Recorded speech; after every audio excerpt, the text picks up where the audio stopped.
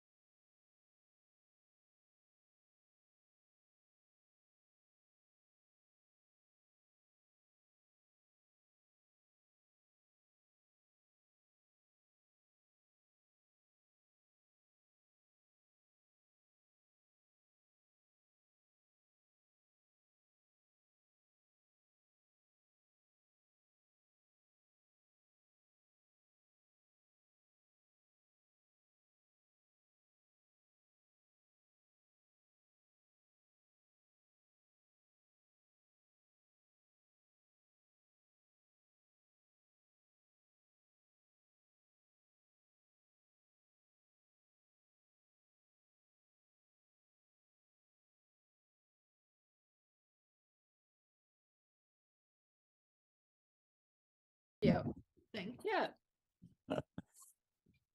So we're also missing Fred. And I Yeah. haven't heard from Fred. You hadn't heard from him? Okay.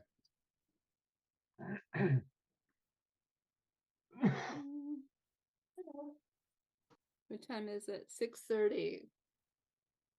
According to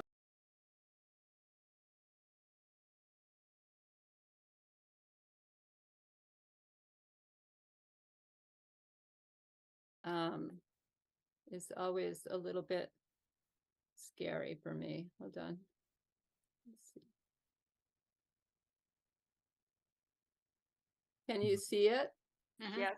Yep. And are you seeing it like a regular, not like I'm seeing a mirror version? We're seeing the non-mirror version. Okay, perfect. I don't know why that is. Oh, I don't either. Except that if I have my any printing on my T-shirt, everybody sees it backwards. So it sounds like you're the reverse of that. Yeah. Something they did an update of this software called OBS.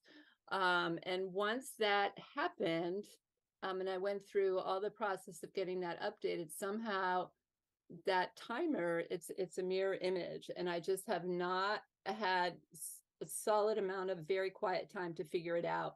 I try every meeting day, I'll spend a little bit of time trying to figure it out really quick, but it needs more from me than that. Mhm. But if it's only a problem to you, right? It's Right. Yeah. Right. But it didn't used to be. Oh, okay. So, and it's, as long as you all can see it the correct way, it just kind of throws me for a loop. Just like, I can't quite describe why it bothers me, but it does. You could Doug, get do you want to start the meeting without Fred, or do you want to wait for Fred? Yeah, I think we're far enough past 6:30. We should go ahead and hope that he shows up in the next few minutes while I do the intro. And if he's Okay. not shown up by then, he's just late or not showing up. Or he could possibly be in the attendees.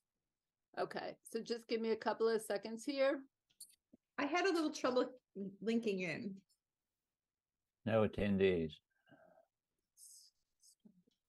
I've never seen no attendees. Well, they don't show up for us, Bruce, until the meeting. Recording in until progress. Oh, Pam okay. starts the meeting. Yeah. Oh, I haven't seen any panelists either. You're right. Okay. All right, Mr. Marshall, Amherst Media is in the house. You are a co-host to this meeting. There's Fred. Mr. Hartwell is now joining us. My clock says 6:33. The attendees are coming in. At this point, we have about 12 of them that I see. It looks like we are good to go. Okay, thank you. You're welcome. All right. Welcome to the Amherst Planning Board meeting of August 16th, 2023. My name is Doug Marshall, and as the chair of the Amherst Planning Board, I am calling this meeting to order at 6:33 p.m. This meeting is being recorded and is available live stream via Amherst Media. Minutes are being taken. Pursuant to Chapter 20 of the Acts of 2021 and extended by Chapter 2 of the Acts of 2023, this planning board meeting, including public hearings, will be conducted via remote means using the Zoom platform. The Zoom meeting link is accessible on the meeting agenda, posted on the town website's calendar listing for this meeting. Or go to the planning board webpage and click on the most recent agenda, which lists the Zoom link at the top of the page. No in-person attendance of the public is permitted. However, every effort will be made to ensure that the public can adequately access the meeting in real time via technological means. In the event we are unable to do so for reasons of economic hardship or despite best efforts, we will post an audio or video recording, transcript, or other comprehensive record of proceedings as soon as possible after the meeting on the Town of Amherst website. Board members, I will take a roll call. When I call your name, unmute yourself, answer affirmatively, and return to mute. Bruce Colden. I'm here. Thank you. Fred Hartwell. I am here. Thank you. Jesse Mager. Present. I, Doug Marshall, am present. Janet McGowan. Here. We believe that Johanna Newman will be absent for this meeting. And Karen Winter.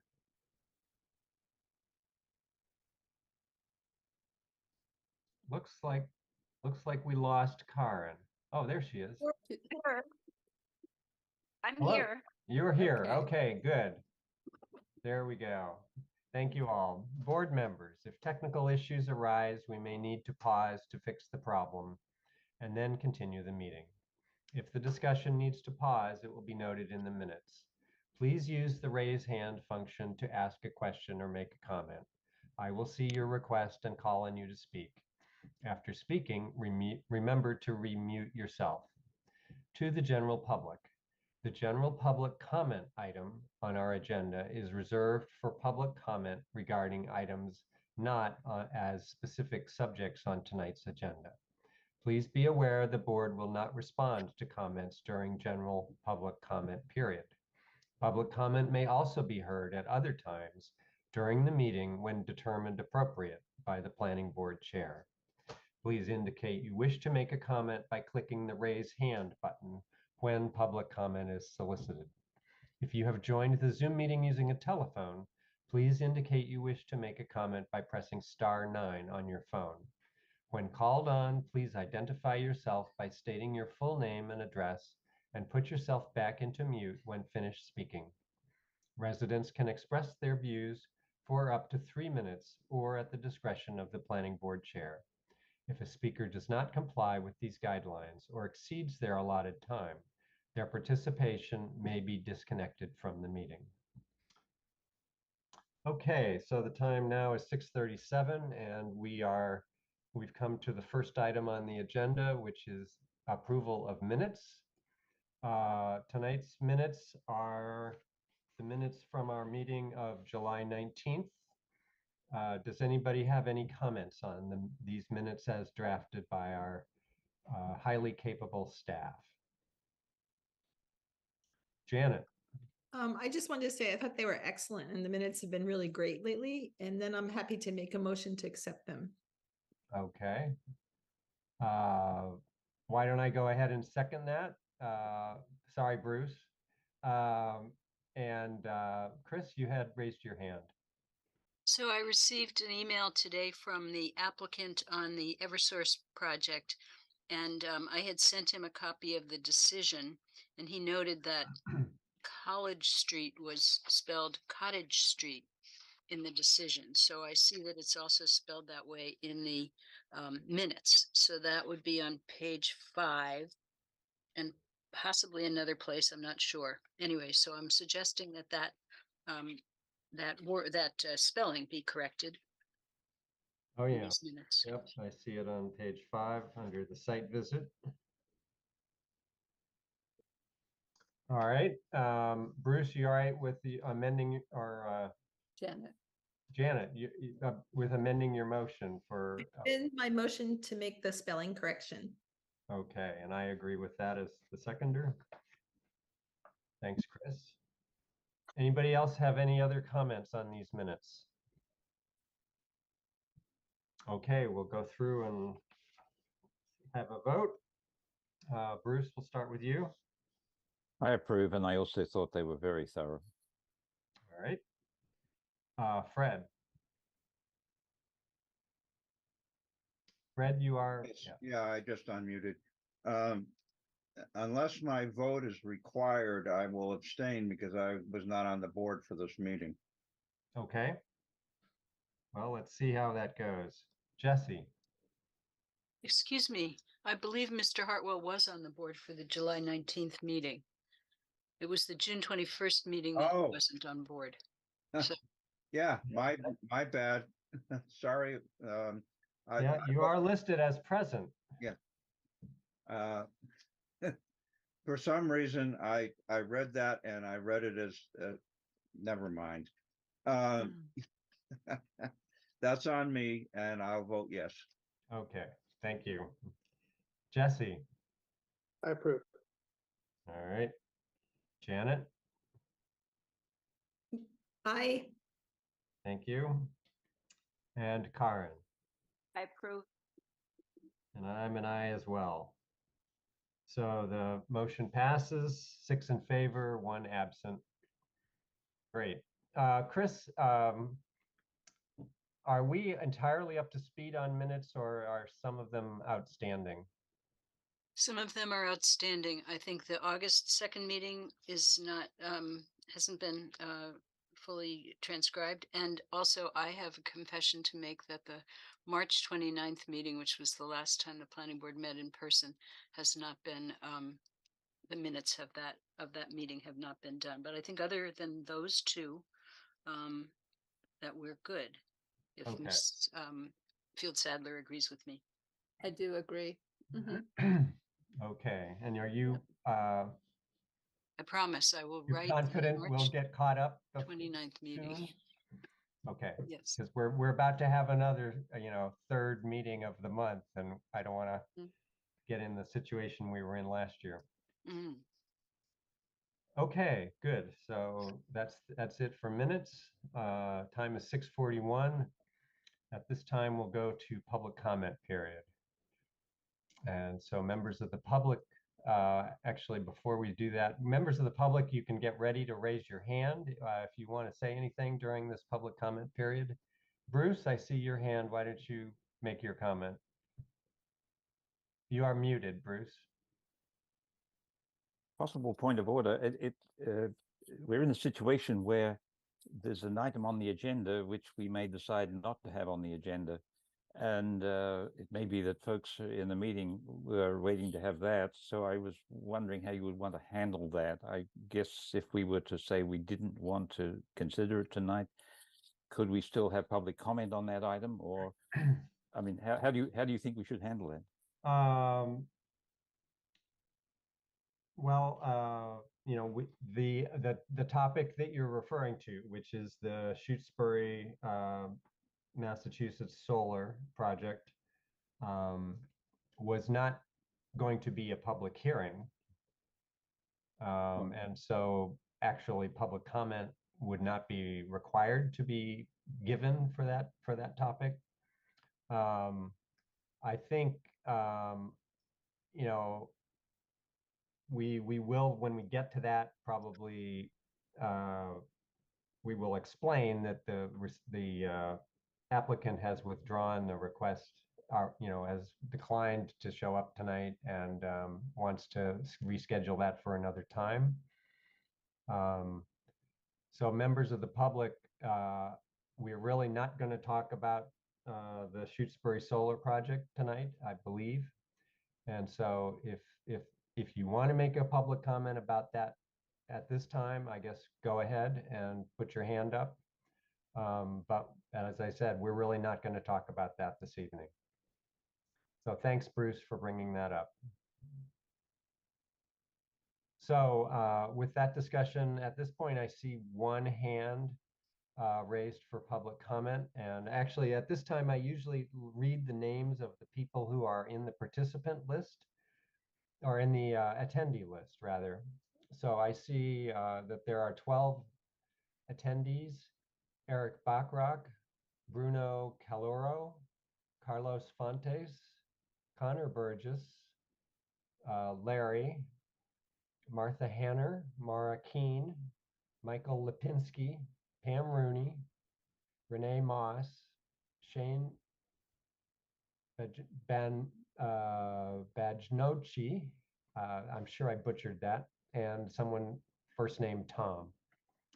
Okay, so Eric Bachrock has his hand up for making a public comment.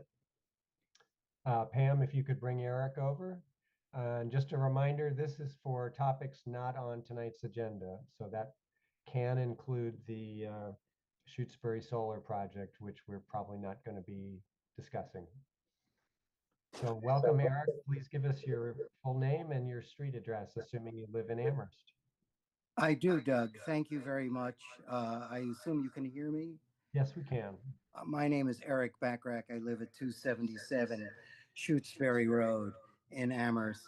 And in respecting the the procedures of the planning committee, I was not going to refer to the third agenda item, the solar project on Shutesbury Road, which was the application was withdrawn for at least from discussion. I was going to ask why, because I was given a heads up recently that this application was continued for a discussion by the planning board to September 6th. So I'm wondering how the planning board, you know, it was moved off of today's agenda because it was an incomplete application, and how that application, it will still be incomplete as of September 6th, how it could be considered for discussion by the planning board, and making recommendations on the application, albeit incomplete, to the ZBA on September 6th. So I am confused, and it defies my imagination as to why, if it was removed from tonight's agenda item, how it could be considered nonetheless on September 6th. Thank Okay. you thank you very much. All right, thank you, Mr. Bachrach. As I said earlier, we typically don't respond to public comments directly. Chris, I saw your hand, and do you want to say anything now, or do you want to wait until we get to the next item on the agenda? I'll wait. Thank you. Okay. All right. With that, the time now is 6:47. We'll go to the third item on the agenda, which is the ZBA FY 2023-18 project with ASD Shutesbury Mass Solar LLC, the request for a special permit. So, Chris, do you want to say anything to? Oh, I'm sorry, you're coughing at the moment. Caught you at a bad moment. I I would like to read the email that I received from Tom Reedy today, and Tom Reedy is the attorney for the applicant in the case of the Shutesbury Road Solar. He says, Chris, and he's really addressing the planning board, please accept this email as a request for a continuation of the Shutesbury Road Solar discussion, currently scheduled for this evening with the planning board.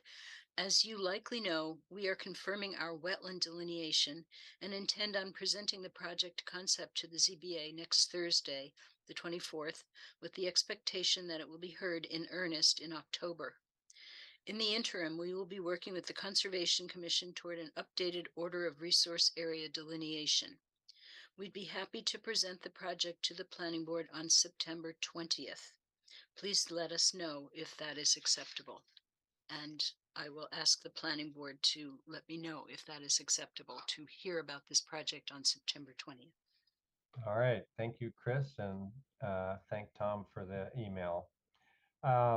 So, Chris, my first question to you is whether we have other agenda items that are planned for September 20th and whether we have time that evening to talk about it. As far as I know, we do not have other items planned for that night. So, okay. no. And September 20th would still be in advance of the majority of the zoning board deliberations on the project. Is that expected to be true? That is correct. Okay. All right. So board members, are there any objections to us planning to discuss that on September 20th? Anybody? Bruce? I don't have any objection, but I'll be out of the country, so that's possibly should to be said.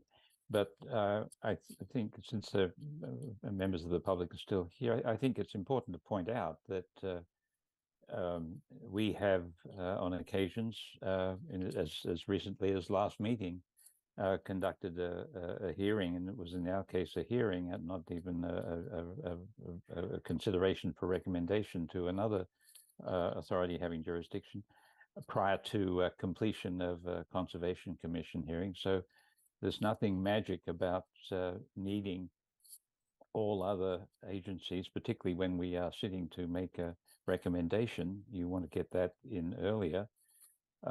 So there seems to be confusion, at least in the public, the fraction of the public who've been sending us emails, that somehow or other there's a breach of protocol or law or etiquette or maybe even common sense, but that's kind of our business, about whether we should spend time on these kind of things before all of the allied agencies have completed their work. And the answer is we frequently do this. So there's nothing untoward about this.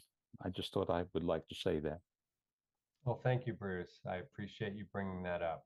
And I will, repeat or remind people that this, our decision to hear about this project was entirely optional. We could have simply said, oh, we don't want to hear about it, and ZBA can just go ahead and deliberate without any input from us. And in fact, whenever we do hear about the project, we may decide not to give any recommendation on the project. So it's quite flexible. Janet. So two things. So we're not doing this on September 6th, which was the one email. So now we're on the 20th, correct? And then is the new date. Okay. And then vis-a-vis the wetlands delineation, unless there, like, to me, if there's a huge difference between what we're presented with and what the con comes up with, that might be something we like. I mean, that might change our outlook on the project or significantly change the project. If it's not expected to change much, I don't think it has a huge impact. But I do think, like, that might impact the ZBA's decision about whether to go forward with the hearing, because sometimes we kind of wait on our decisions and wait for the con to come in and things like that. So, I think it's a little bit of a murky area, but if it's a really different, if there's like a stream discovered or they're moving the array really significantly, that could affect how we look at it. And I guess we could just see it twice then, right? Yeah, I mean, we could talk about it, what they've submitted so far, and have comments on that, and then see how it changes. I guess I suspect that between a period of 2 years, it's not likely that the extent of wetlands has actually changed that much, although it has been very rainy this past year. So yeah, okay, we'll just have to see. And I doubt I will bother to compare whatever we get in our packet for September 20th with what we got tonight. It's like, that's old news. I don't need to see that. Okay, are there any other board comments on that topic? If not, we'll just go ahead and move on to the next item on our agenda and plan to revisit this question on the 20th. Okay, I don't see any hands. All right, and so the time now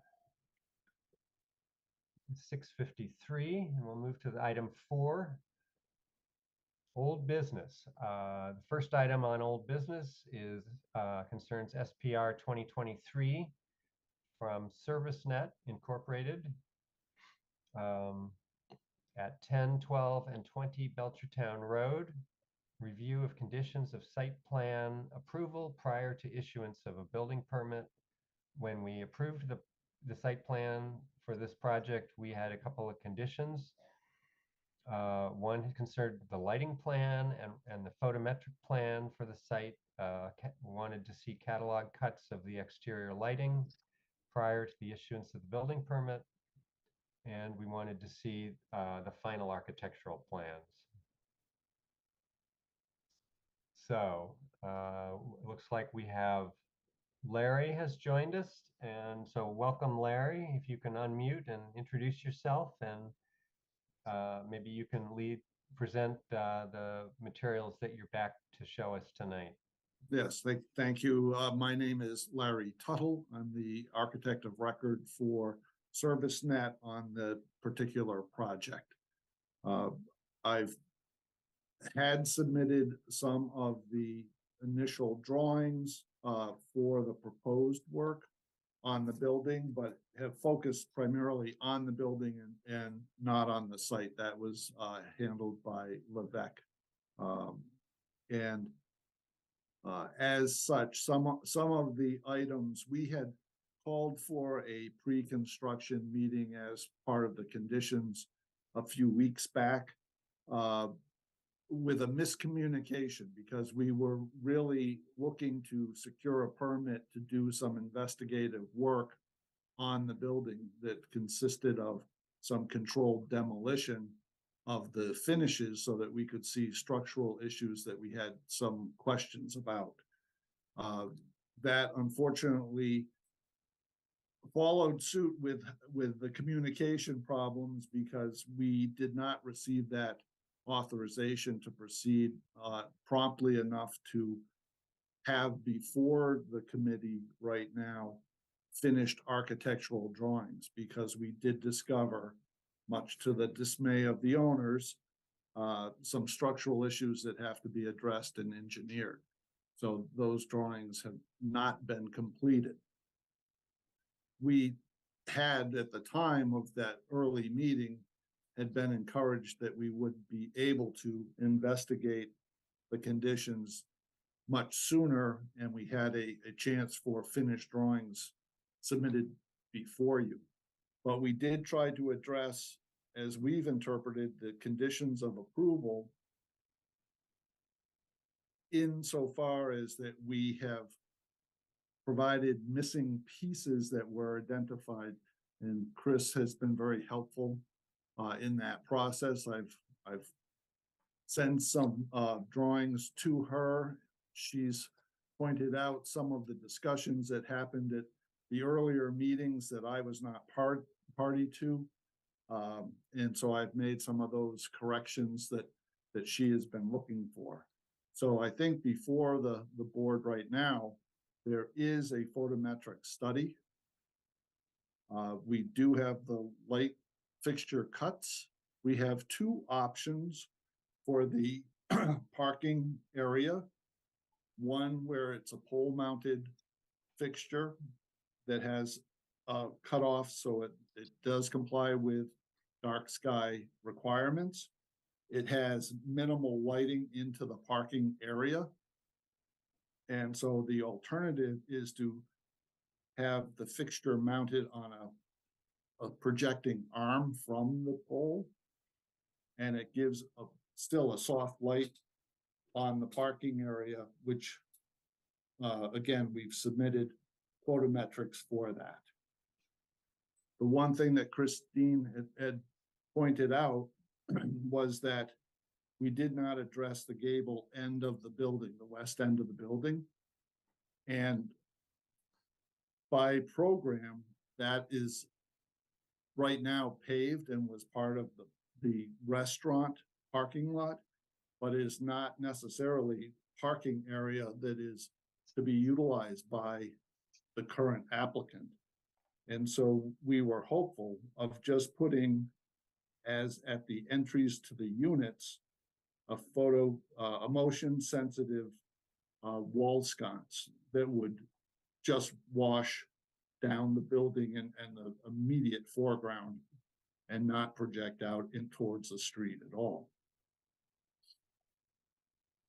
So that's where we stand with the photometrics.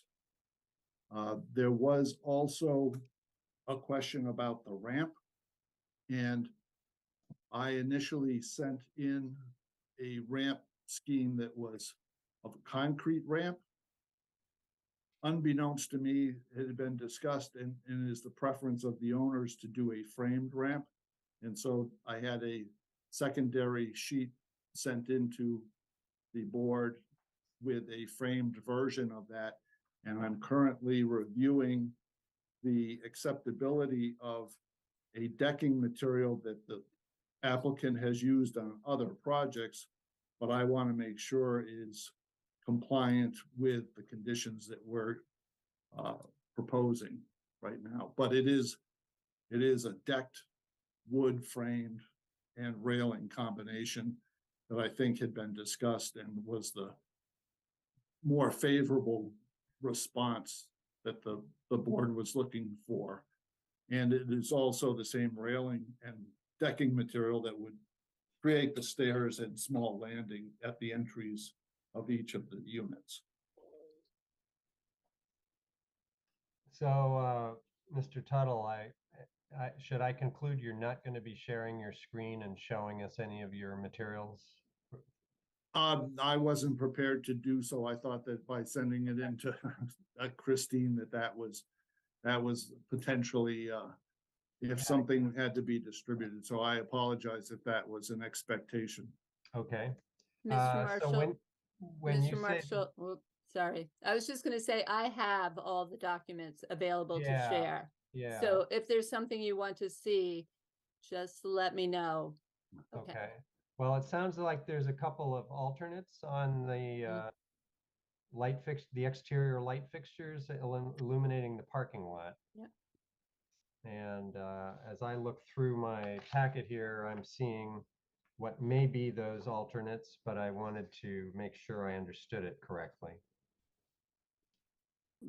Yeah, the biggest difference in the alternates on the lighting is the armature from the pole that will give a more even light more to the center of the parking than the very first photometrics that I sent with the set was just a strict pole mounted fixture that has the cutoff angle. There was no spill onto the abutters, but it also, because of the cutoff, didn't carry as far into the center of the parking area.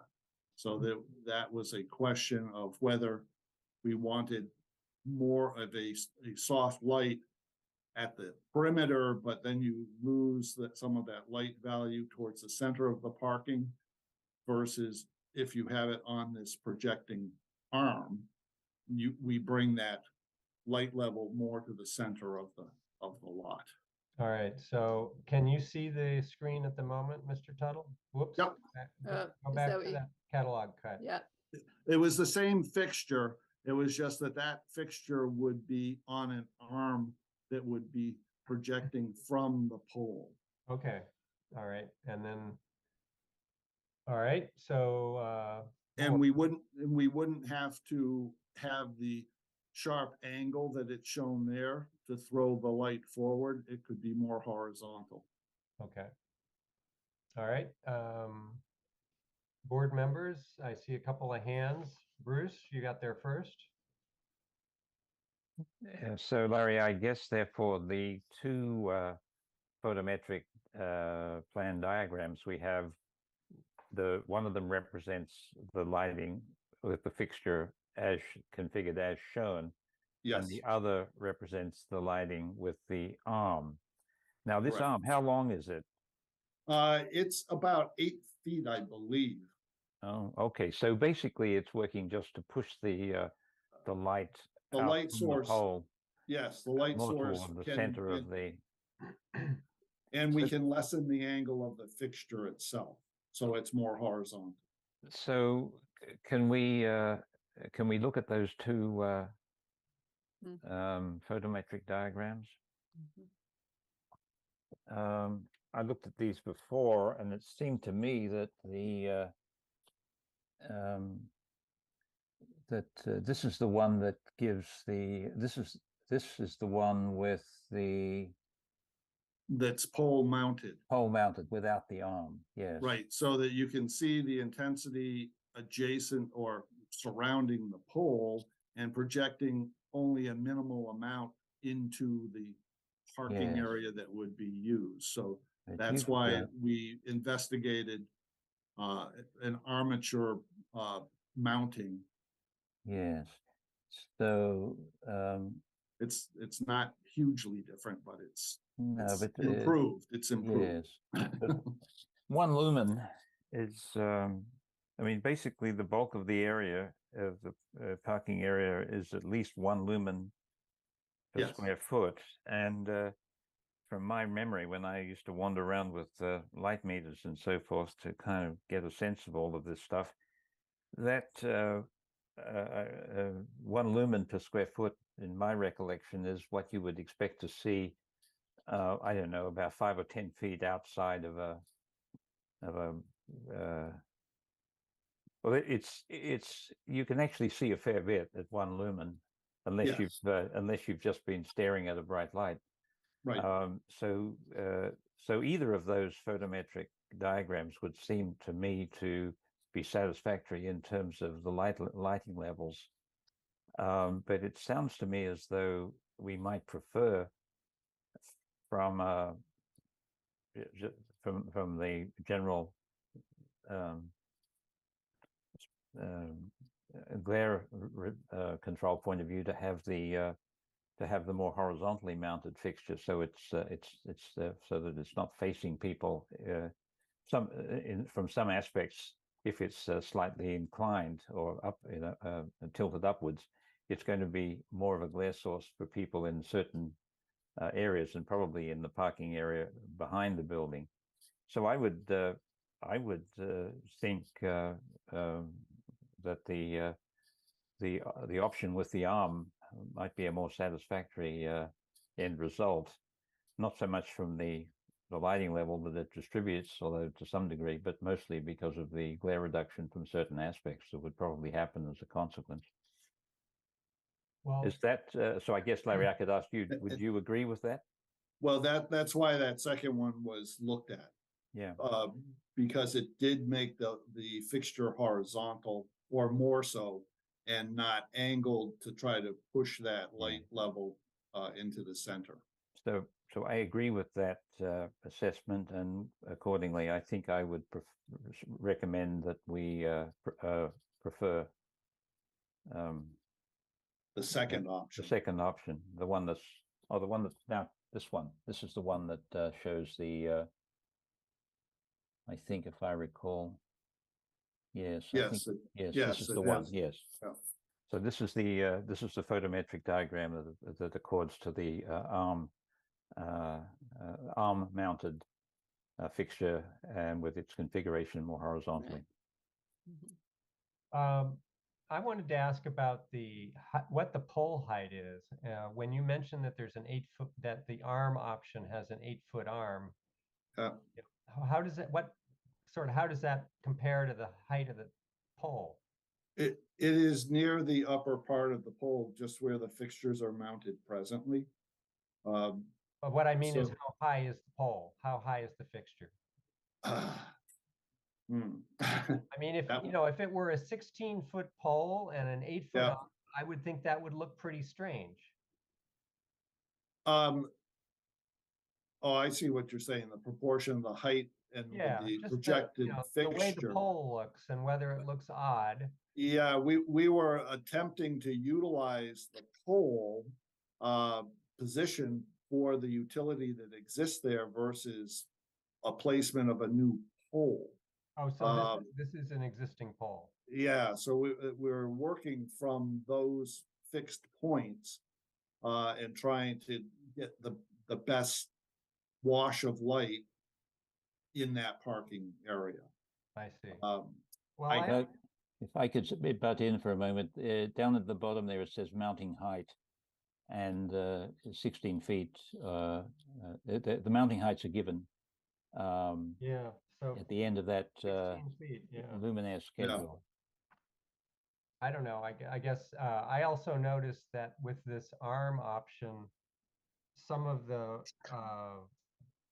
lumens are actually lower right in front of the main building. There's a whole bunch of them that are below 1.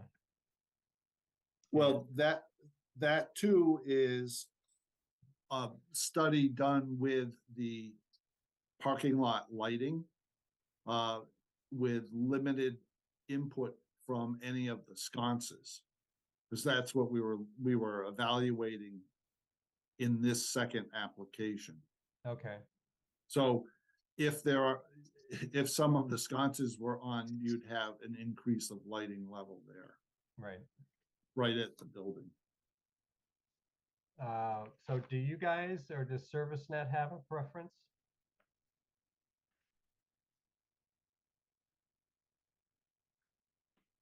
I guess that's addressed to Larry and Connor. Connor here. I'm going to say ServiceNet does not have a preference. Okay.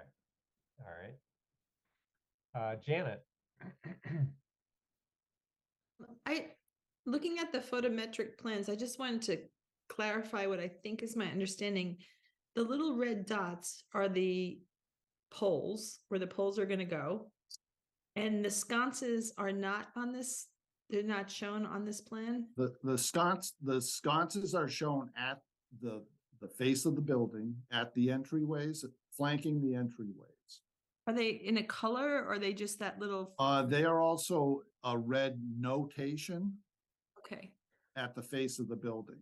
So that each entryway, and the only thing missing on this would be a couple of those same sconces on the gable end where we don't show any lighting.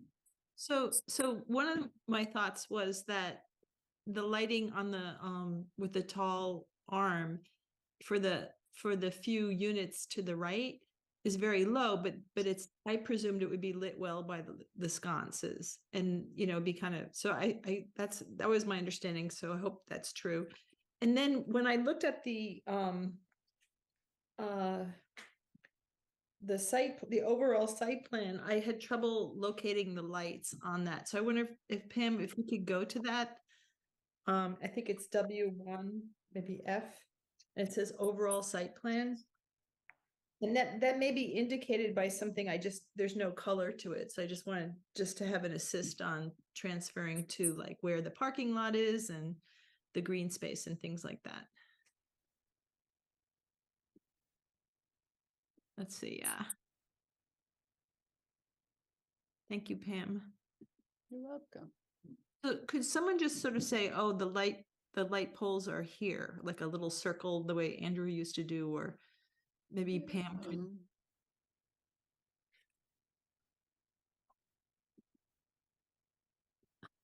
Somebody wants to guide me. Let's see. They're going to be, if I'm remembering. Yeah. There's one over here. A little bit. Yeah. And there's one at the very bottom. It's not on the green space, right? Around in here. It is in the green space. It's just above there's a tree. It's like in the middle of that row of trees that parallels the street. So it looks like a soccer ball, kind of. Is that This. No, that? those are To your those are left. trees. To your It's left. To the left. To your left. Right. To your left. Down. Down straight, There. very there. There's Up. a little dot above the. Right here. That's Wow. the pole. Okay, challenging, but I understand it. So, okay, so that helps me, and that pole exists now. Correct. And then I remember where there's going to be new green space on the right-hand side. There was a pole there, and Yes. is that disappearing? I just have to remember, or is that just being repurposed? That's being reused. It's not going to impact the green space, and again, with the armature, it's bringing the light out onto the pavement more so than just in the green space. Okay, and then I can sort of extrapolate where maybe if I can look at the one in the parking lot, I'll find a dot there. Okay. Yeah. So I was just a little concerned for sufficiency of lighting for the people who, have the units on the right, but if the sconce is lighting them, it's probably nice not to have a huge amount of light over the green space for the beasts, and there's a stream there and things like that. So I do slightly share, Doug's concern that it looks like kind of a giant, maybe like a giant insect arms coming out, but maybe just if it's dark, it just disappears. I don't know. I would go with the. Yeah, I would hope that it's not going to draw attention. It's going to be that the light source is not directly mounted to the pole. Is real. You're gonna sense the light source more than the pole at this point. You're trying to put the light where you want it, not, and I understand that. Right. Thank you. All right.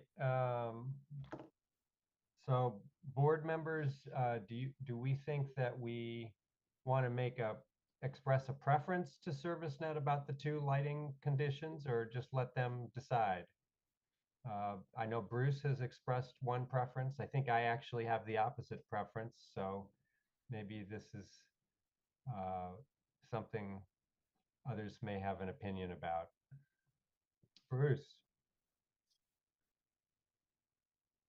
My preference is not strong, and it might be. I don't think mine is either. So yeah, I think. And and who knows? It might look better if it had a 6-foot arm or a 5-foot arm than an 8-foot arm.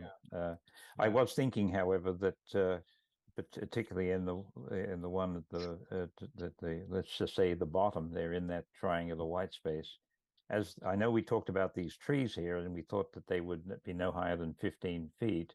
So, but we do have a 16-foot mounting height. So these getting the fixture out beyond the trees with at least some arm of at least 4 feet or 5 feet or so probably would be a good idea. I don't know how the vegetation will grow up certainly in the one on the upper left-hand side. There are no trees in that area, so that's not impinged. But in the over to the eastern side, the right-hand side, I'm not sure how that vegetation would affect the light. So, but probably an arm there would push it out a little bit beyond whatever vegetation might be grown. So I still have that mild preference, okay, but not strong. Well, let's see what Fred thinks. He's got his hand up, and he's got the electrical background. Yeah, I'm weakly with Bruce on this. Okay. And I could be talked out of it, but I will point out that I have considerable experience with the town streetlights, having retired as the electrical division supervisor for the DPW. And there are a number of places and public streets in Amherst where streetlights are on 8-foot arms. Quite frequently, more frequently shorter, but there are a bunch of 8-foot arms, and it doesn't seem untoward to me. So okay, I'm going to support Bruce on this one. Okay, sounds good. So we've looks like we have a preference as in terms of board members who've expressed a preference for the arms. Does anybody else want to weigh in, or should we just say we have a slight preference to ServiceNet for the ARM solution? All right, I don't see anybody, any other hands. So let's see, Larry, were there any other decisions that we needed to make? It sounded like you were still working on the structure of the ramp. Yes, it is going to be a framed ramp. We do have a depiction of it. It's really a selection of decking material. And that we are confirming, since we're using it on a handicap ramp, that it's compatible with ADA and AAB regulations within the state, because it is a Canadian-made product. So we're doing our due diligence on that usage. Okay. But its location and configuration is not altered. All right. Than what is depicted here. Great. Okay, so board members, are there any other comments or feedback you want to offer to ServiceNet? Bruce, I see your hand. I'm just bringing up my email. Chris said that in an email from August 9 said that the stairs at entryways need handrails, and I whoops. And that's shown. And I just want to confirm that this diagram that we're looking at now, which is more recent than August 9, yes. that we now. So that Chris's comment is now moot because it is currently shown as I mean, when I looked at this, I thought, well, it appears to me to be handrails shown and so forth. So, so we're comfortable in saying, in approving this diagram, that we are I guess this is a question for Chris. If we approve this diagram, Chris, we're comfortable with the handrail requirements, I think. Is that correct? Go ahead, Chris. I do not think so because I believe that the handrail is supposed to project out beyond the step. Isn't that correct? If you're really having a handrail that is complying with handicapped requirements. That's a code. I would put that in Rob Morris' department rather than ours, but very likely yes. So that is my understanding. So previously, Mr. Tuttle had sent a drawing, which I think you had in your packet, showing a metal handrail. Yeah, or concrete step. PVC. Yes, yep. And so That did have the projection. I wondered why you wouldn't just keep the metal handrail in all the locations rather than switch to a wooden handrail in the location where the stairs are. If you have a metal handrail along the ramp, and then Mr. Tuttle had sent a drawing that showed the stairs coming down from the ramp as having a metal handrail. Yep. Why wouldn't you also keep a metal handrail at the stairs that come out of the building for the entryways?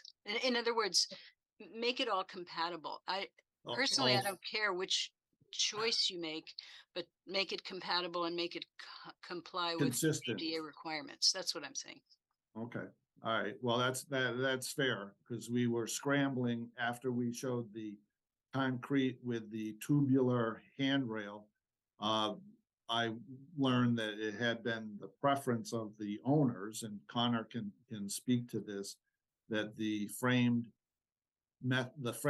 unit was the preferred, and so we quickly submitted that, what you see in front of you with the frame. But we could still put the grasping handrail portion, could be that tubular material that would be mounted to the face of that the wood rail.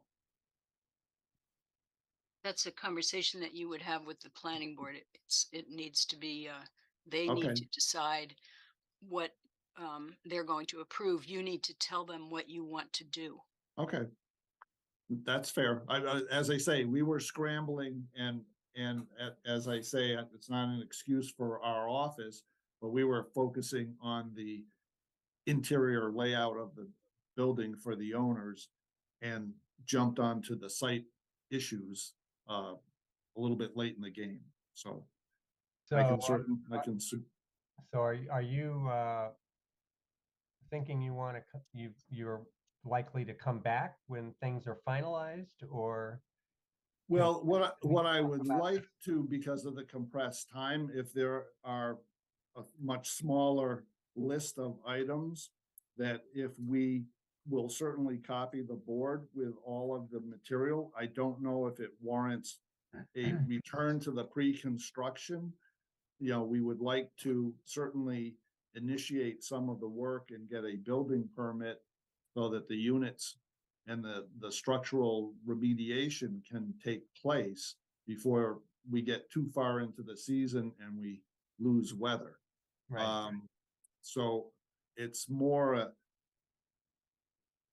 you know, it's we're within a very short number of options right now. If it's down to these handrails that, and I'm already trying to determine the decking material that the owners would like to use in its suitability, I could certainly come back to the board with a single sheet that is not dependent on the building permit being issued for the bulk of the work. Right. And, well, we could also basically, as a condition, require you to make the handrail detailing consistent yep. across the entire front of the building, so that Yes. they all feel like they are part of the same aesthetic. That's fair. I mean, I have no problem with that, and it will be more heavily guided by the frame versus a concrete mounted rail. Right. Okay, so we've now got 3 hands up. Chris, I'm going to call on you first. Just I think you just resolved the issue. If they make the handrails all consistent and they all comply with ADA requirements, I think that's fine, and I can put that in the letter. Okay. All right. So board members, let us know if you don't agree with that solution. Janet, I see your hand. So, the idea of having concrete tubing for the handrails and concrete walkways sounds very institutional to me. And this is kind of a little colonial style building. And it's like a transitory home for people. So I would go with the decking that looks like wood. I would go with the handrails that you'd see commonly on someone's house. And not do the tubing and the kind of institutional look. I think we're trying to make it, fit into the colonial vibe of that part of Amherst and make people feel like they belong in a home, and there's some plantings and there's some grass and it's just not this institutional setting. So that would be kind of a strong preference on my part. I don't know if other people agree. Okay, thanks, Janet. Chris? I would be concerned about this being not someone's individual home, but more of an institutional type of building, even though we may not like that characterization. But my concern is that the handrails meet the handicapped requirements. So I guess you could say that you're good with whatever type of handrail that they want to use, as long as it meets handicapped requirements. Does that make sense? Yes. I'm just stating, make it look as good as possible for people so they feel welcome and, Yep, cared for. yeah, not the cheapest or most institutional looking thing, which I think happens a lot for people at the sort of lower economic scale. Okay, thanks, Janet. Larry? Yes, and I would just comment that that is precisely what the applicants have put before me. I was going for, let's just do something that is tried and true and more mass produced. And they were looking for that residential level and aesthetic. And so that's what we're going to meet in a common ground area that's going to be code compliant, but we'll happily share that with the board. Okay, thank you. Chris? I just wanted to point out that there was a drawing, D-2A, that showed an ornamental steel handrail at the steps. So it wasn't just the tubular version, it was something that actually had posts, and it's kind of a circular pattern at the top.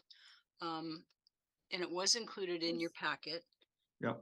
Drawing D-2A. So that would be kind of a third version of a handrail to consider. Was that part of the original submission or part of the latest? I think it was part of the original. That was in the original. Yeah, I have. So that really they're showing 3 different types of handrails. They just have to decide on one. There it is up in the upper left-hand corner Right. there. So that would be a more decorative type of handrail. It's similar to what I have at my house. It's not the typical tubular, but it does have those tubular protrusions at the top and the bottom, which satisfy the handicap requirements. And it could be painted any color that you like. So I'm just putting that forward as another option. That satisfies my concerns. Thank you.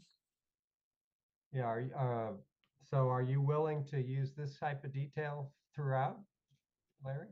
Oh, yes, that is compliant with the safety of the use of the stairs and or ramp. So it certainly is capable of doing that, and it can be fit to the depiction is a mounting that is in again, it would be a concrete pier or something of that nature, but we would be doing a wood frame. Right. So yes, that can be adaptable to that.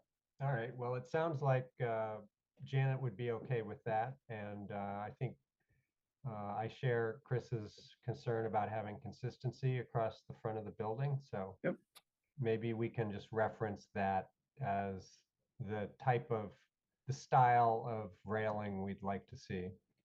Sure.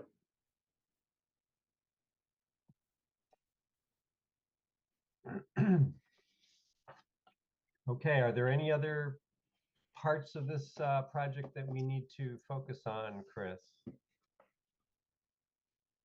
What about the gable? What about the light at the gable end of the building? The suggestion had been, I think it was Mr. McDougall who suggested that light because there is going to be a trash dumpster in that location, and he thought the dumpster needed some light because people may be bringing their trash out at night. So, Right, do and you I want to? share that memory and also the concern. I see Bruce nodding his head as well. Bruce? I was going to say that until Chris said, because we wanted to make sure that we asked whether it would be possible. The applicant said it would, and I think we made it therefore a condition, and so therefore all of that deliberation was done for that reason, and we should not abandon it. Yeah. And I saw this galleon wall-mounted fixture in the packet, so is that the type of fixture you would put on the gable, Larry? What we were hopeful of doing is similar to at the entries, we would use the wall sconce with the motion detection so that it was not something that would be lit on a constant level. It is more, I don't know if there's a depiction of that wall sconce. It's those are the parking lot lights that we're going through. But this would be a cylinder fixture that would direct light predominantly to the ground level with a minimal amount of throw. And according to Connor and other staff members, that the staff is controlling the access to the dumpster. So it would be during specific times, it would actually be a locked and gated dumpster. It's not on a whim that someone just goes and dumps a bag of trash in there. So there would be some element of control when that would be utilized, but there would be lighting there that would be activated by motion. So if someone did feel the necessity to get out there with a bag of trash, that they would not be in darkness. But a constant light coming off the building was looked to be a negative because it would be directed straight out towards the street. Well, I'm also seeing on the photometric plan that that fixture at the west end of the parking lot is providing some level of light over yeah, to I mean, the you're dumpster. over in many locations, it looks like you're at least 1 lumen and it's closer to 2 in several cases. Yeah. So I don't know if that light on the building is as positive a source. There is a light presently that's in the decorative framing that is in the bow-shaped overhang of the roof, but it is directed straight out at the street. So we were going to eliminate that and do something on the face of the building so it would be consistent with, as you turn the corner and go down the south exposure near all of the entries, you would have similar light levels on the building. All right, Fred, I see your hand. Yeah, how high above grade is the gable end light? That right now is probably, I'm gonna say it's about 15 to 18 feet above the ground. Because it's up in the collar tie area of that framed roof. Yeah, I gotta say the sconce feels like it's sort of inadequate to really do much. Well, it is. It's just that bringing that consistency of light level at the face of the building. And as you pointed out, we are getting some throw of light and measurable light levels from that pole light. Yeah, but the sconce is sort of a human scale fixture that's adjacent to the doorway at the stoop. And It's sort of the lighting for the fire department connection on the end of the building and the bulkhead that's on that end of the building. Fred, what do you think? I I think it probably should have a little greater amount of light projection. I'm missing the ISO foot candle drawing of that gable, but I question whether a conventional sconce that's 16 feet above grade is going to be all that helpful to someone trying to deal Oh, no, with this trash bag. the sconce would be mounted in a similar height as along the front or south face of the building, like at the entry. So it would be the human scale. If someone was walking towards the dumpster, it would be illuminating that walking path alongside the building. Oh, that's why I asked the question about how high it was, and I was told. Oh, no, 16 feet. no, that's where the current light is. Oh, no, when I asked the question, I was referring to the one that we're talking about. Oh, the sconces would be mounted more at like the top of door height, so seven feet. And this one for the trash would be the same height. Correct. I got you. Thank you. Sorry for the confusion. I thought you were asking what the current light is, and it's an LED light that just shines directly out from the building. And it's up in that height of the gable. All right, Bruce. I think that you could use a 20 or 30 watt LED wall pack type fixture, the one you've got shown, and you could have it horizontal or even tipped slightly toward the building. And if you were to mount that at about 12 feet, it would substantially illuminate the wall, and then the wall would reflect the light back more generally. And I think that would probably be the best way to create the kind of illumination that we're talking about on that end of the building. I agree with Doug that the sconce is out of character there. The end of the building is not like the doorways. There are no intimate entries there. And it would be confusing to have a sconce there. I think it would look rather silly. So I would suggest that you use the fixture that you've already scheduled. Okay. And then just make sure that it's mounted or tipped so that the plane of the light is delivering itself against the face of the building, because I don't think there are any windows there, are there? Certainly not at that height. No, there's not going to be windows on that end in the renovation, so you're not shining into any of the units. Yeah, could that be on a motion detector so that it's not on all the time, because it just seems.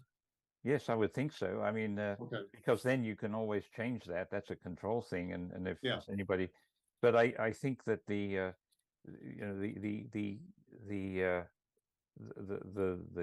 lighting design solution concept there, particularly with no windows at that end, would be to use the plane of the building as essentially the illumination plane. Yeah. So you put a strong light against that wall, and then the wall reflects it out, and you don't have any glare. You do have light, and everybody's happy. Okay. Well, everybody but me, because I'm looking at these elevations, and I'm looking at the west elevation, and there's 3 windows on the end of the building, and there's a unit. There's 3 existing windows that are being infilled, so it will be a solid wall. So this elevation in the finish. is not correct. That is correct. That is one of the corrections that we're rapidly trying to complete, so that the building. In fact, we had that discussion on Tuesday as to whether or not they wanted to retain one or all of the windows or none of the windows, and the consensus from the applicant was none. So, All right, well, that, you realize that prompts me to ask, what else about these elevations is not correct? um,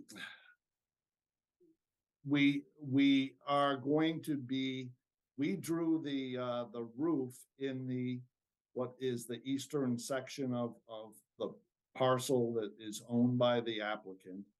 There are some structural issues in the roof. We are going to basically replace that damaged section of roof so that we can match the existing profile of the building. So we're going through that process and have those details, which is why I prefaced that we had not building permit ready drawings at this point because of discoveries that were made only days ago. All right, so you're gonna rebuild it in the profile so that the slope matches the rest of the roof, but it will be Correct. lower as shown on this drawing? Yes, All right. Are all the windows that are shown on the south and north elevation they correct? should be correct for the units at this point. I wonder if Pam could bring up that drawing. It's A201, exterior elevations.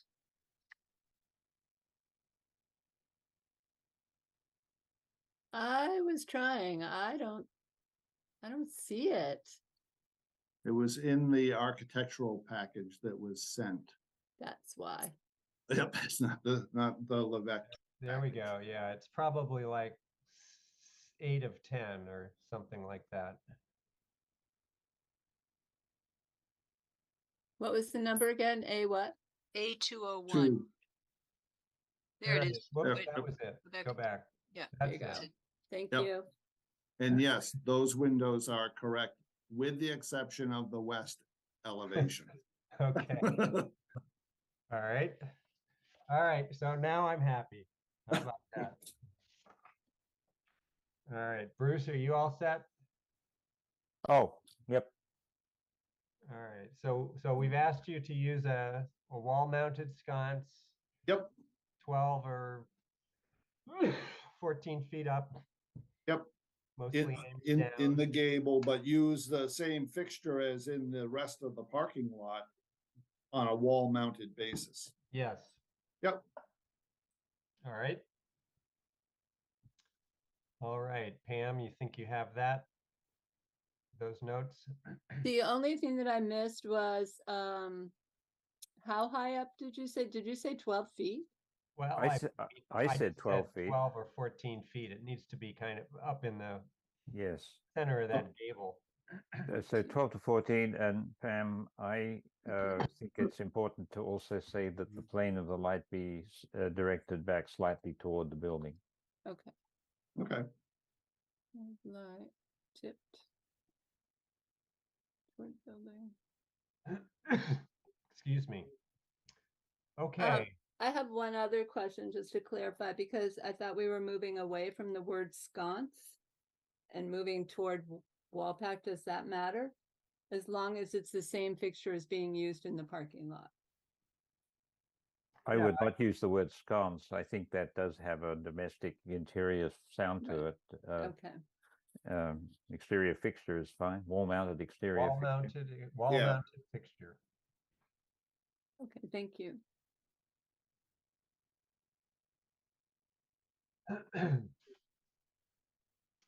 Okay. Does anybody have anything else we need to talk about on this submission? I think we've touched on all the areas that we asked you to come back for. And in the conditions, and again, it was on the fly interpretation that there would still be conditions that would be present or required for the permit application, one of which is a fire safety plan and other things that are code compliant for any application for a building permit. And those things are being worked on, but would not necessitate another full board meeting because it's going to be a requirement of the fire department or building department. Is that a I'm- correct interpretation? Yes. Okay. Anything to comment, Chris? Are you on board with that? I'm okay. Yep. Okay. Okay, all right.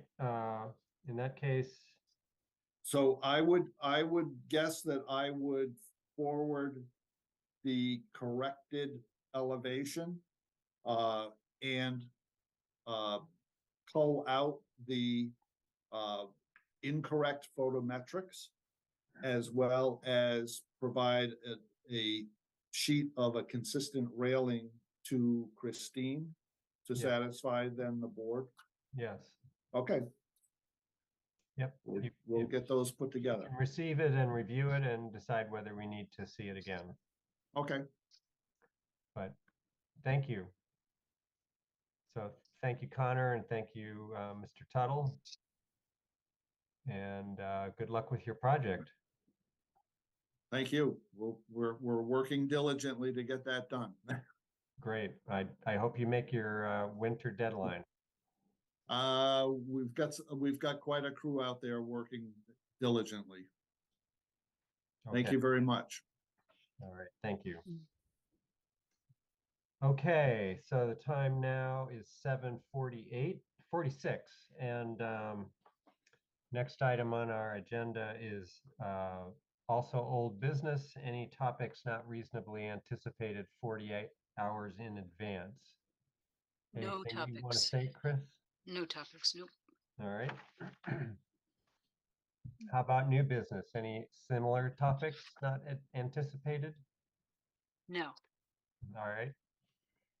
Form A&R subdivision applications. Anything new to share? No, Okay. ZBA applications, other than the Shutesbury project that we've all talked about. we do. I have a couple of slides that I made. I was just made aware of a couple. Let me.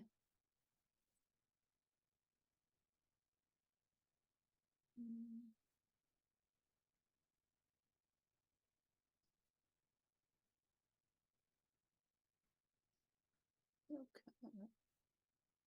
So the first one is 19 Research Drive. Actually, let me start by just saying that both of these applications I'm going to show you are expected to go to ZBA on September 14th. The first one is at 19 Research Drive, which you might recall. Why do I say existing two family? I think I didn't do something correct here. Let's look at this. So what's happening is this particular building, it has a manager's apartment on it, and they want to increase the size of the manager's apartment. It's going to go, they're proposing to increase it from 660 square feet to 1,106 square feet. And that increase triggers the ZBA to grant a special permit. The increased space is happening because the office suite adjacent to it is actually downsizing. So they're going to have a little extra room. So they'd like to make that manager's apartment a little bit bigger. And they're saying that it is only living space. They are not adding an additional bedroom. And am I right that the expansion of this apartment will be into the office area? That is correct. So from the outside, the building won't look any different. That is correct. All right. So board members, I don't know how you feel. I can say I'm not particularly interested in seeing that. Doesn't sound like anything worth our time. Okay. So I see Bruce shaking his head basically in agreement. What's the next one? So this next one is at 65 Taylor Street, and it is an existing two-family. And what they would like to do, let me see if I can show you a better picture. They have this barn space and this converter space here. They actually want to add a third unit. This connector space would be totally rebuilt. And the barn, they're actually going to keep the bones of the barn, and the unit would be sort of a second floor unit. So here's the existing house, which has 2 units in it now. So they would take the connector unit, which is about here. The first floor of the connector unit would be the kitchen. The second floor of the connector unit would be the living room. And then there would be a bedroom area at the top of the barn, sort of a loft area. And underneath, they would retain 2 parking spaces. They're actually proposing 8 parking spaces for this area. So there's 4 existing, 2 that are in that lower barn area. And then they're going to reconfigure and take away some of this driveway area to add 2 more parking spaces. I could not find a picture of that, though. All right. So the overall mass of the building will not change. That is correct. Nope. Okay. All right. Does anybody think this is worth our seeing? Janet? I feel like I should know it after all those zoning amendments, but will there be owner occupancy on this converted dwelling to 3 units? That is correct. It is owner occupied now, and the owners will actually occupy the new unit number 3. Okay, thank you. You're welcome. All right. Fred? Well, this brings back memories because I used to own this building. And I think it's a good plan. But yeah, there's many stories I can tell about this building that I owned in the 1980s. So All right. I know all about it. Okay. So does that mean you maybe don't need to hear more about it? No, I don't think, I think the ZBA can handle this. Yeah. Okay. Bruce? I think probably the ZBA can handle this as well. I'm just a little curious because if I understand the building code correctly, this becomes a triplex, which would mean, as I think, that the whole building would have to be fitted with a residential sprinkler system. And so it would seem almost as though it would be better to have sufficient separation between the existing 2 family and what's new in order to avoid that disruption of the 2 existing units, which would be considerable. So my guess is that anyway, I just find this very peculiar. But I think it's clear that they are proposing one big massive building. I wonder whether my analysis is correct or not, and if it is and they don't understand it, that they might come back with a different solution at some point. Yeah. Mr. Colton, it is my understanding that part of their project and proposal is a complete sprinkler system. Chris, you may correct me if I am incorrect. I don't know that for sure, but I would suspect it is because Nate Malloy and Rob Mora have talked to these applicants quite thoroughly about what's going on here. All right. Fred? Yeah, that is quite true. It'd be a 13R. It's not a full NFPA 13 system. It's a 13R system, which is more restrained and lower in cost than a regular NFPA 13 system. But yeah, there are going to be sprinklers in there. Yep. All right. So actually, Janet? Can Fred explain what he just said in lay terms? Janet, I think the basic message is that the type of sprinkler system that's required in a residential building like this is not as comprehensive and expensive as a sort of commercial or institutional sprinkler installation would be in that type of building. Okay. I believe you can use plastic piping, for example. Yeah. Do you have a sense of how much that would cost? Because I hear this issue raised often, like the cheaper system. I do not. I used to, but I bet it's wrong now. Yeah, Okay, okay. more than it used to. Okay. I can confirm, I'm looking at the application here, that a wet sprinkler system in accordance with NFPA number 13D. Installation of sprinkler systems in 1- and 2-family dwellings and manufactured homes. Installing sprinklers on exposed piping in all areas where concealing the piping is not feasible. Installing concealed pendant sprinklers in all areas with new finished ceilings being installed. And it's going to be tested. Yep. All right. Well, I'm sure that Rob Mora can work out the sprinkler system details with the applicant. It does sound like they're aware of it.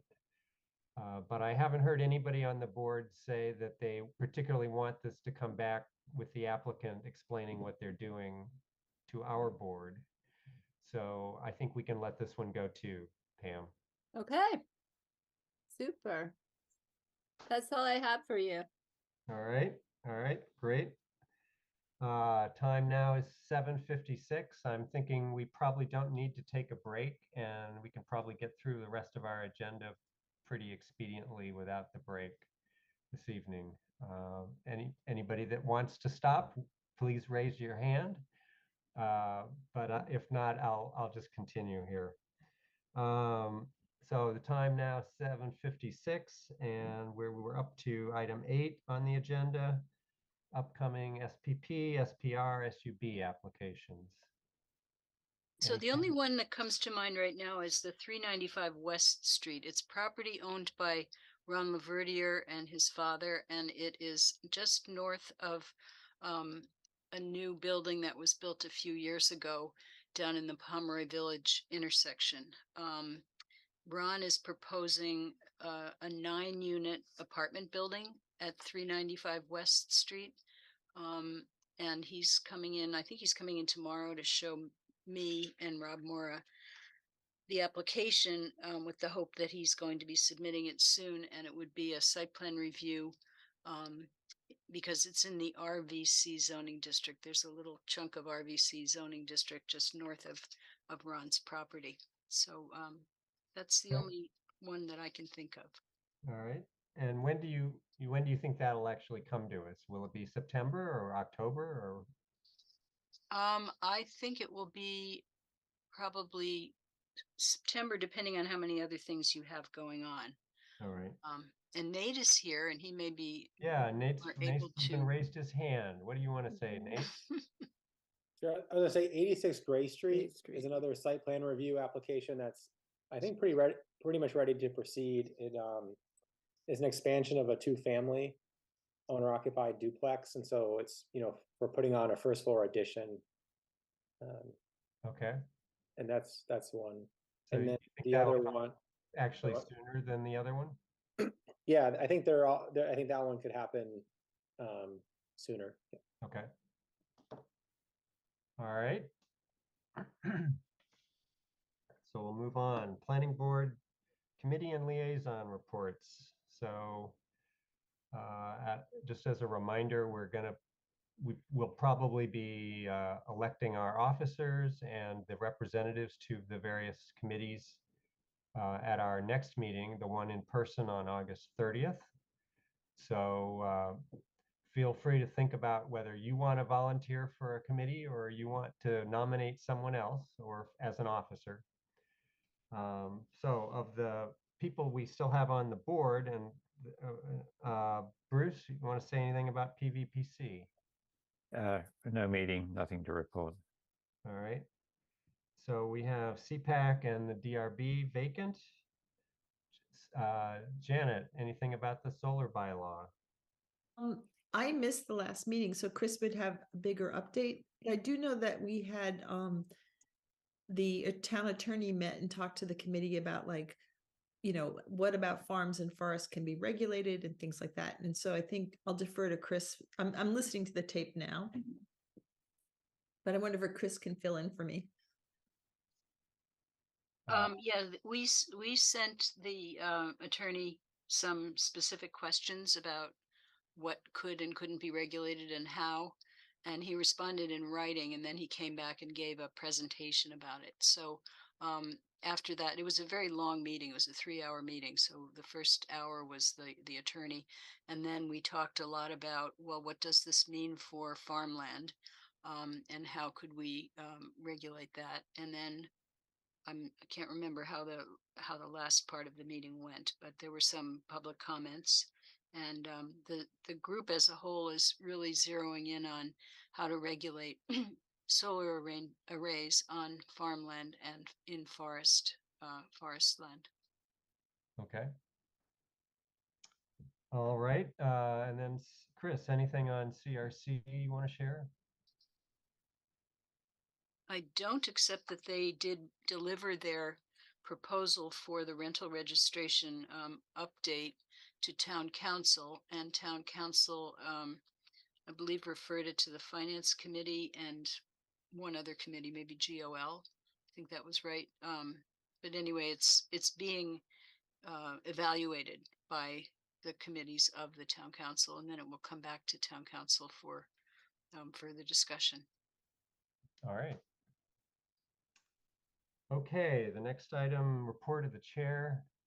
I don't have very much to say this evening. I will say I'd heard from Chris that there was some maybe confusion or questioning from some of the public about what kind of conversation we are likely to have at our next meeting and the other 2 in-person meetings that we've agreed to hold to talk about how we might change the zoning in town. I gather there was some thought that maybe we would be taking the duplex, triplex proposal that Mandy Joe and Pat DeAngelis had proposed and focusing on that. And I at least thought we would be going in probably a different direction, looking at where we could upzone areas to allow greater density, much greater density than just going from a single family to a duplex. So board members, I guess if you have any expectations about what we might talk about at the next meeting, you could share them now, or you could just arrive with those expectations and help us guide the conversation. But I thought we might be going further afield than duplexes and triplexes. Bruce. Yes, so did I. But I've got 2 things that I could bring, and Doug, I'll forward them to you sometime in the next week or so. One is that when I started thinking about this, I felt it was important to me anyway to try and understand a little clearer, a little better and succinctly, just what are the levers that we as a planning board have to pull, so far, metaphorically speaking, so far as creating or inducing, incentivizing affordable housing of one sort or another. So I wrote myself a memo of all of the things that I thought we could, and I was thinking about it differently than I used to think about it as an architect or as a consultant supporting development professionals. And I thought about it more from a citizen planner and governance, civic governance point of view. What levers do we have as a planning board or as a municipal entity, as opposed to, I don't know, a developer or an architect or a builder? Because there are certain things builders can do. There are different things that we can do. And I wanted to better understand what I thought our opportunities were. So I will give you that, and you can decide how much use it is.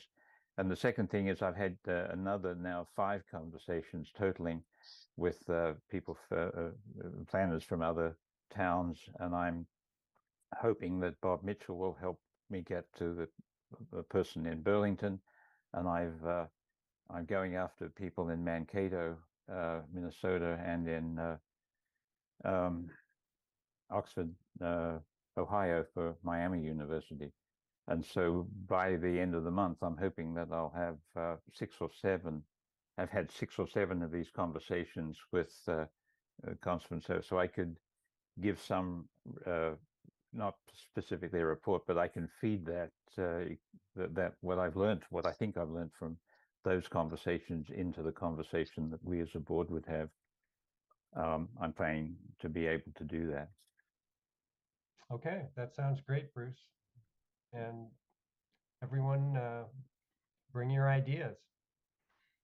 I will say that in the last such meeting that the board had, we had focused, I think, a lot of our conversation on Belchertown Road and whether that area from its intersection with East Street, even just starting at the EverSource substation and going east from there along College Street, and then it turns into Belchertown Road on the far side of East Street.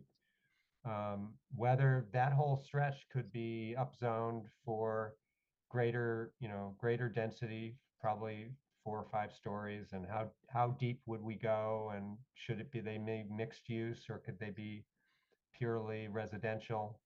So that seemed to be the direction that the previous board was thinking about, just for Jesse and Fred's information. All right, so that's really what I wanted to say in my chair's report.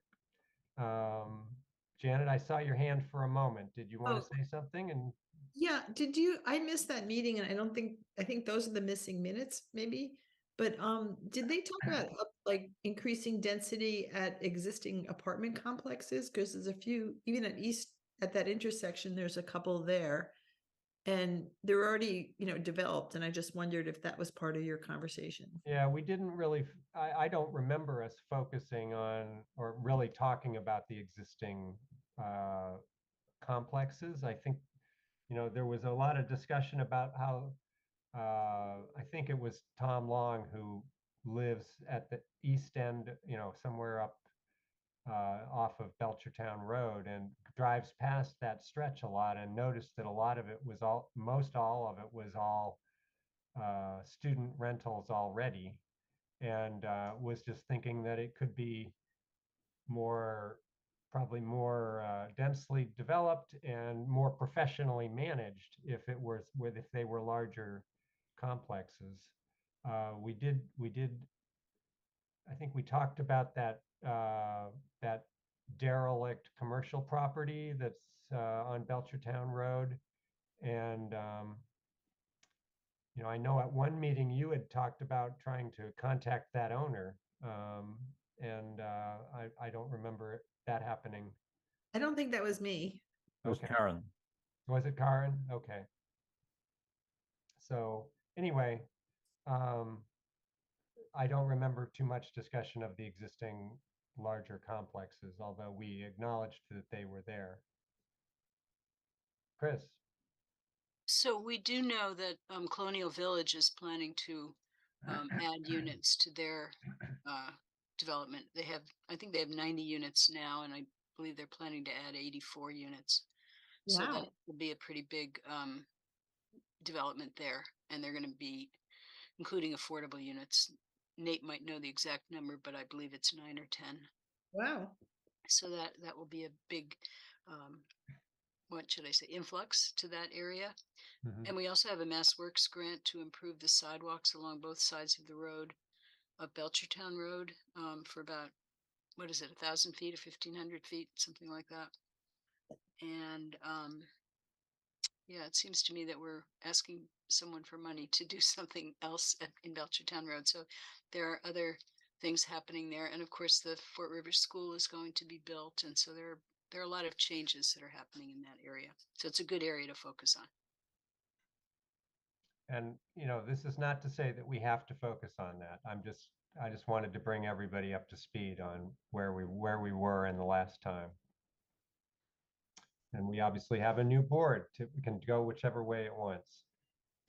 Okay, report of staff, Chris. I don't really have a report tonight. Excuse me. Okay. Time is 8:09. Karen, I see your hand.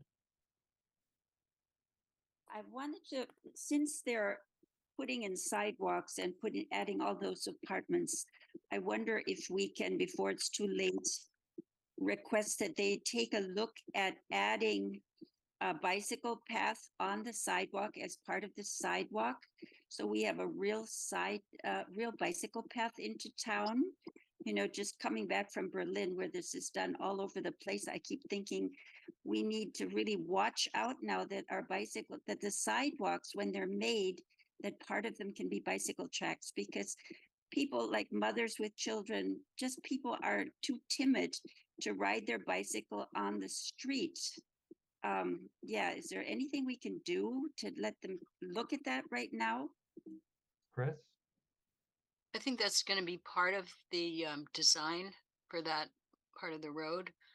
Again, Nate may know more about it because he's the one who made the application to MassWorks, but it tends to be these days that either we have bike lanes on the road or we have a multi-use path. You'll notice that the new work that's being done along Route 9 between the center of town and University Drive includes one side of the road where the sidewalk is very wide, and that's going to be a multi-use path so people can ride their bikes there and they can also walk there. And I think that there are also going to be some narrow bike lanes on either side of that road too. So I believe that we will be, if not required, then very strongly encouraged to have bike infrastructure on that portion of Belchertown Road. Okay. That's great. Great, thanks. All right. Thanks, Karen. Okay. I don't see any more hands. We've gotten through our agenda. Time is 8:11. Unless anybody objects, I think we can adjourn. Good night, Thank everybody. you all, and have a good summer, or the rest of your summer. I'll see you in 2 weeks. We'll be in person. Bye-bye. Good night. Goodbye. Bye. Good, Bye. good night. Stop recording. Yes. Recording stopped. Okay. We're done recording. Thank you, Mr. Marshall. All right. Good Have a night, great- Pam. Have a great night. We'll see you in a few weeks. Yep. Okay. Bye. Bye.